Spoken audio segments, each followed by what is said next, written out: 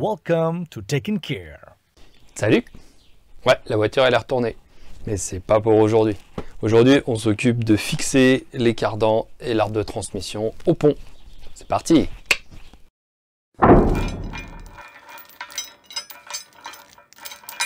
Allez go, on enchaîne, je suis chaud là. On va replacer les vis de cardan. Donc j'ai nettoyé les petites pattes là. Et j'ai changé les vis, c'est préconisé. Il y a aussi autre chose qui est préconisé à être remplacé, que j'ai pas fait, c'est cet écrou. Voilà. L'écrou normalement il a changé. Maintenant après derrière tu fais ce que tu veux. Moi je l'ai pas commandé. Donc là j'ai défait le frein à main. Je sais pas si le frein à main va être assez puissant pour maintenir le couple de serrage. On est à 85 Nm. Alors attention, alors c'est bizarre parce que les vis que j'ai commandées, excuse-moi je te mets en face, j'ai spot en pleine gueule, désolé. Les vis que j'ai commandées sont légèrement plus courtes que celles qui étaient montées d'origine. Celles qui étaient montées d'origine, elles ont exactement la même longueur que celles qui tiennent l'arbre de transmission. Et là, pour le coup, pourtant je les ai commandées vraiment à la bonne ref. Et elles sont légèrement plus courtes. Donc écoute, je pense que ça n'a pas d'incidence. Voilà, ça c'était juste la petite info. Et voilà, bah écoute, on va essayer de remettre ça aux mêmes emplacements. Parce qu'en fait, il y a des petites marques sur le cardan. Je pense pas que ça a d'incidence. Et je vais essayer de serrer ça correctement. Parce que comme je t'avais dit, tu vois, là on est côté arrière gauche là. Et c'est ici où en fait j'avais une fuite. Tu vois, à ce niveau là, en fait, au niveau du cardan. Donc j'espère qu'un bon serrage, je vais essayer de le faire, alors au-delà d'être en croix, au moins face à face, va corriger ce phénomène-là, sinon bah, je serai obligé encore de le redémonter pour vérifier ça. Enfin, bon, au pire ça ferait une autre vidéo, mais bon, c'est pas forcément le but. Voilà, allez go!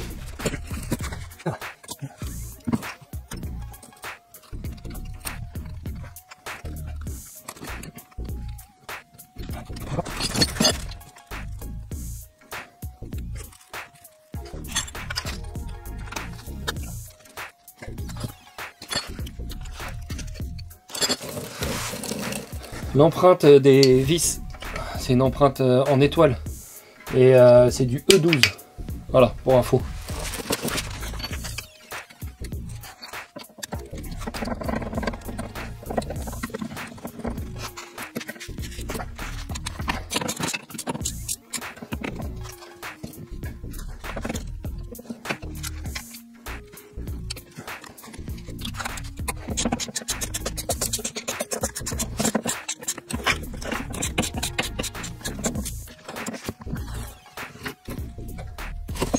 Alors tu vois, je viens de me rendre compte d'un truc, c'est qu'il faut faire vraiment attention. Tu vois, j'ai fait que approcher les vis et heureusement, parce que tu vois là j'ai un petit écart et en fait il est pas bien au milieu. Tu le vois un petit peu, je te zoomerai là-dessus. J'ai un petit écart, donc du coup, heureusement que j'ai fait que les approcher et pas les serrer. Et je redesserre ça pour vraiment tout approcher en même temps.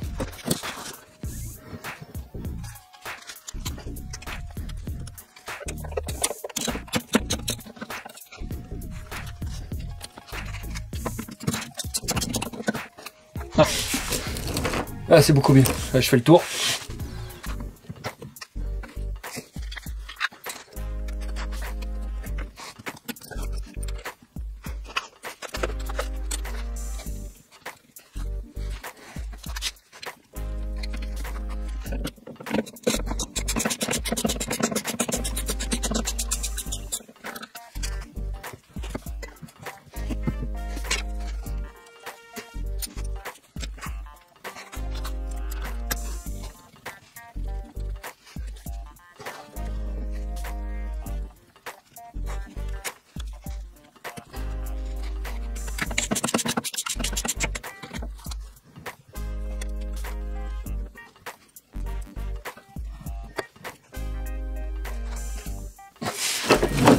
Ouais, je te reprends là, t'as vu?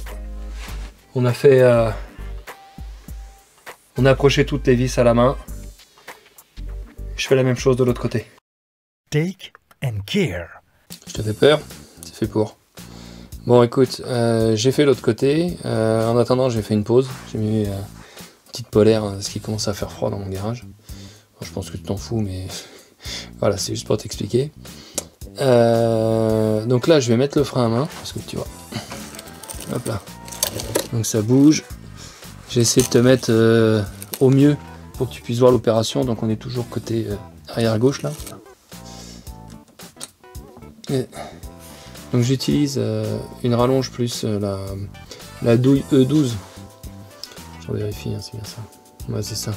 La douille E12 et par contre tu verras pas où je la mets. Donc, ça se fait à l'opposé. Et je pouvais pas mieux te mettre. C'est impossible. Entre la lumière et tout ça, je peux pas mieux te mettre. Sinon pire, t'aurais vu mon coup, tout ça, donc c'était pas intéressant. En revanche, comme je te disais, je vais mettre le frein à main. On va voir si ça suffit pour maintenir la roue bloquée. Ça m'étonnerait, maintenant on va vérifier vu que les garnitures sont neuves. Si ça fonctionne pas, on regarde une autre technique. Bon voilà, le frein à main il est mis, regarde. Bon, pour l'instant ça bouge plus, on verra si avec le couple ça continue de tenir. L'inconvénient de cette technique, c'est que il va falloir que j'enlève le frein à main à chaque fois pour faire tourner. Bon, ça c'est pas le plus grave. On va regarder si ça fonctionne. Mais avant, ce que je vais faire, c'est pas du tout ce qui est préconisé. Maintenant, ça fera pas de mal. Je vais déjà serrer les vis à un couple de 20 kg. Ça va permettre de bien répartir la charge partout. Et après, derrière, on va enchaîner sur les 85. Bon. Alors, ma clé, elle fait pas 20. C'est 40 le plus petit. Donc, je vais faire un petit serrage à 40 d'abord.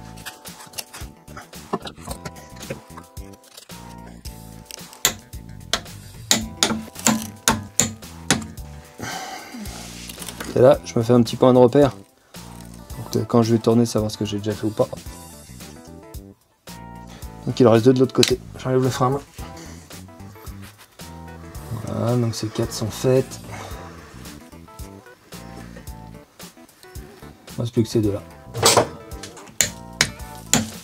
Comme je te disais, j'ai fait un pré-serrage à 40. Tout est approché, nickel. Maintenant, je vais les serrer à chaque fois avec la même rallonge et au même endroit. Donc, je vais devoir défaire le frein à main, tourner, mettre la vis au bon endroit, resserrer, ainsi de suite. Allez, go!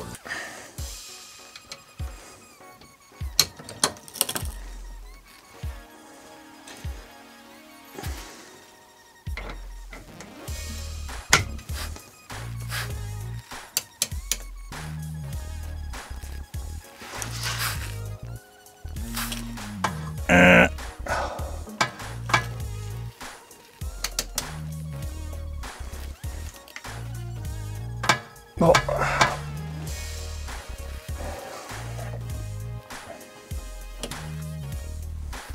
Ok, je pense que tu l'as vu. Le frein à main n'est pas assez puissant, peut-être parce que justement les plaquettes sont neuves, enfin les garnitures sont neuves.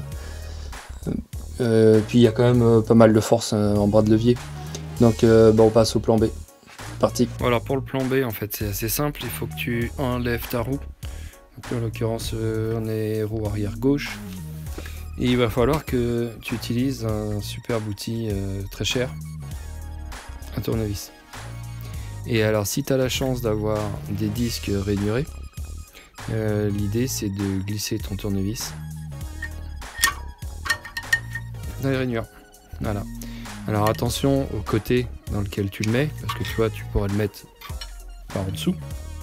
Sauf que là, nous, on le met au-dessus, parce que, je sais pas si tu vois mes vis de cardan, elles sont là, et mon sens de serrage est comme ça. D'accord? Donc automatiquement, la force va emmener à tourner le cardan vers le bas, là, donc dans ce sens-là. Donc mon disque, il va faire exactement la même chose. Il va vouloir faire ça. Donc là, à un moment donné, il va falloir qu'il soit bloqué. Donc là, le fait de mettre un tournevis à l'intérieur des rainures, le tournevis va se mettre en butée contre l'étrier. Alors forcément, ça implique que tu aies tes étriers également. Et ça va venir le bloquer. Voilà. Allez, on retourne en dessous, voir ce que ça donne. Alors, elle est pas mal ma petite astuce pour bloquer la voiture avec mon tournevis. Bon, c'est pas moi qui l'ai inventé, hein, j'ai déjà vu faire. La bonne nouvelle avec cette technique, c'est que du coup, ça va m'éviter de retourner à chaque fois dans la voiture, enlever le frein à main, remettre le frein à main, ainsi de suite. Voilà. Donc par contre, attention, hein, faut jamais donner d'à-coup. Faut vraiment que tu viennes mettre le tournevis en butée. Une fois qu'il est en butée, tu viens faire ton serrage. On va voir ce que ça donne. Par contre, ne me mets pas un petit tournevis de précision. Ça sert à rien. Voilà, on met juste pour info, pour que ça soit clair.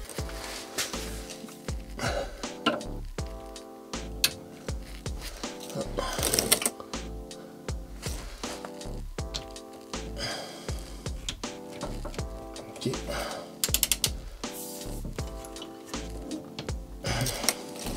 Faut l'enfoncer plus à fond. Allez,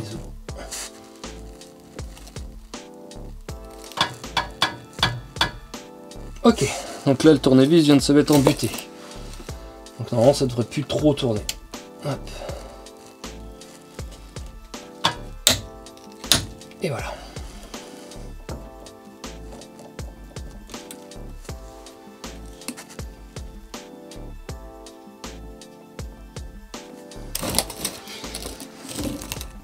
Ça marche. Suivante.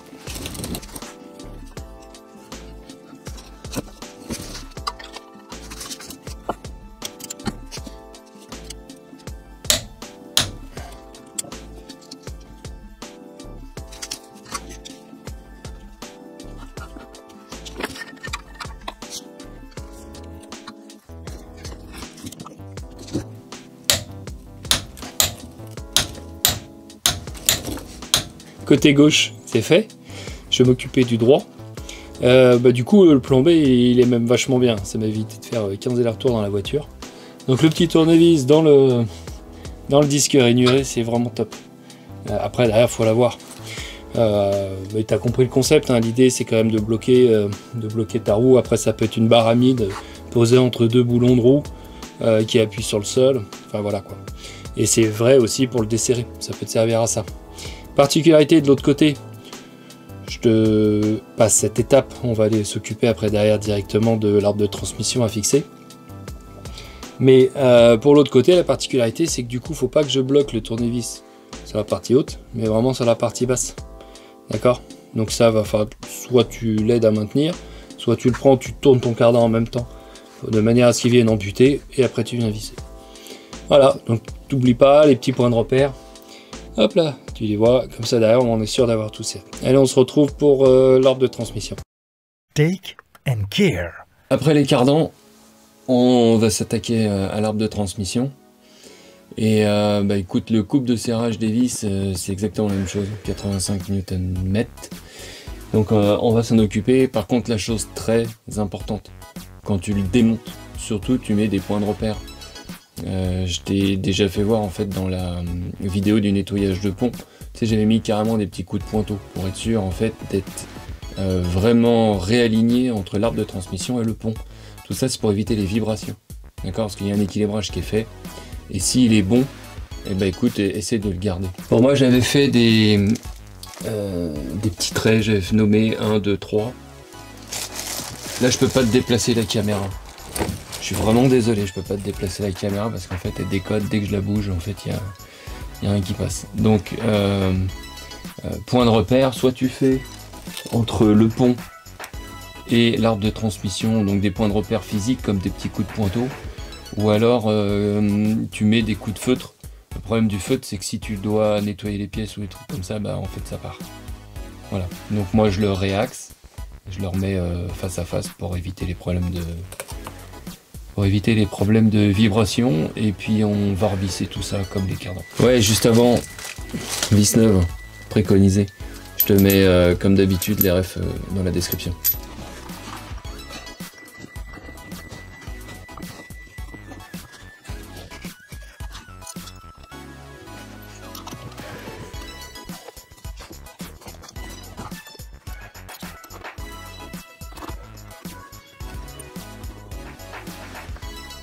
Si je te fais une petite pause, j'essaie de te le faire en double caméra.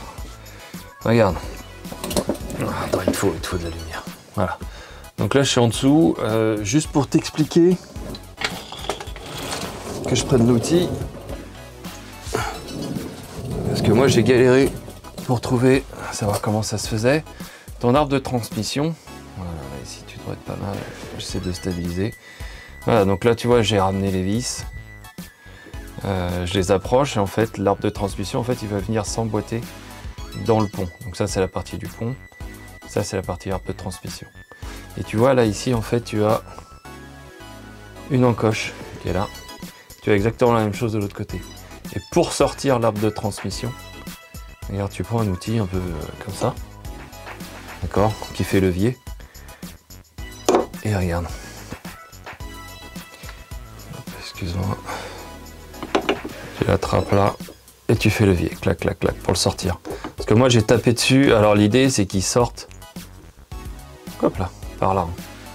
Voilà, donc tu fais levier de manière à le sortir comme ça. Moi je pensais qu'il fallait taper dessus, dans ce sens-là. Et en fait c'est pas bon du tout, il faut l'amener là-bas. Et là ça me permet d'essayer de te faire voir les points de repère. Alors, est-ce que tu vas les voir?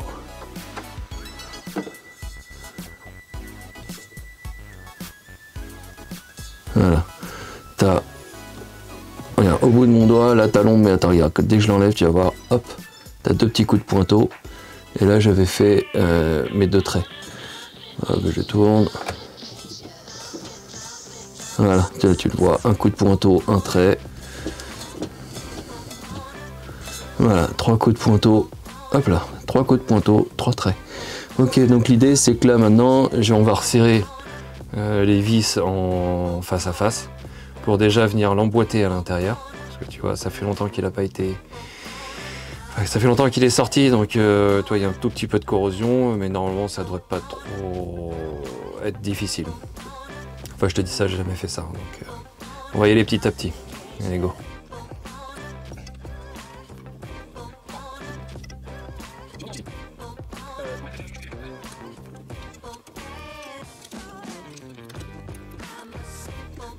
Je te montre. Super. Donc là tu vois la gorge que je te parlais tout à l'heure, maintenant elle est bien rentrée. J'ai mis les vis, tu vois, je les ai avancées petit à petit, doucement.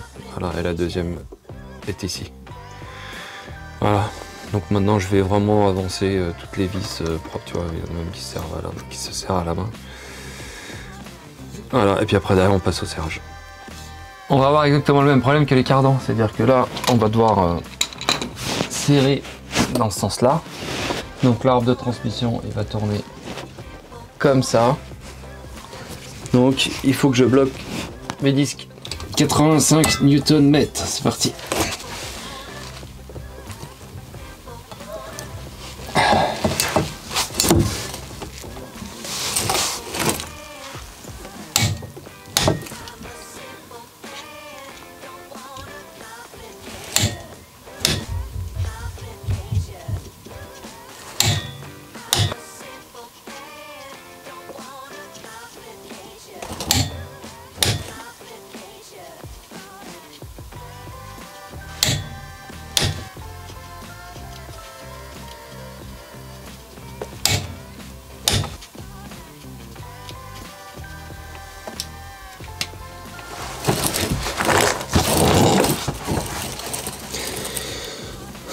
Voilà, 6 vis sont faites. J'ai fini les opérations de cette vidéo. On se retrouve juste après pour la conclusion. Oh, je fais presque peur comme ça. On va faire un film d'horreur. Take and care. Voilà, la vidéo touche à sa fin. Donc bah t'as vu, moi pour bloquer tout ça, hein, je pense que la technique du tournevis sur les disques c'est vraiment pas mal. Si tes disques sont pleins et que t'as pas la ventilation entre les deux, je pense que tu dois pouvoir le bloquer avec un serre-joint. Ouais, je pense que ça peut le faire également. Et bah, ça permet en fait de pouvoir tout serrer au couple sans problème. Alors tu peux bloquer qu'un seul côté quand tu fais les cardans. Par contre, quand tu fais l'arbre de transmission, bah là, tu es obligé de bloquer les 2 disques, hein, parce que sinon, ça va tourner dans le vide. Voilà, bah écoute, prochaine étape, ça va être de défaire ce collecteur. C'est d'ailleurs pour ça que tu vois que la voiture elle est déjà retournée. J'ai regardé toute la notice là, pour faire ça, ça n'a pas l'air super évident. Maintenant, voilà, bah, c'est ça qui est un petit peu fun dans ces vidéos, c'est qu'on va faire ça ensemble. Je te partage mes galères et tout. Puis surtout ce que j'arrive à faire, donc c'est quand même plutôt pas mal. Voilà, n'hésite pas, lâche un pouce, un commentaire si tu as des questions là-dessus. Je te répondrai sans aucun problème. Et je te dis à la prochaine, ciao!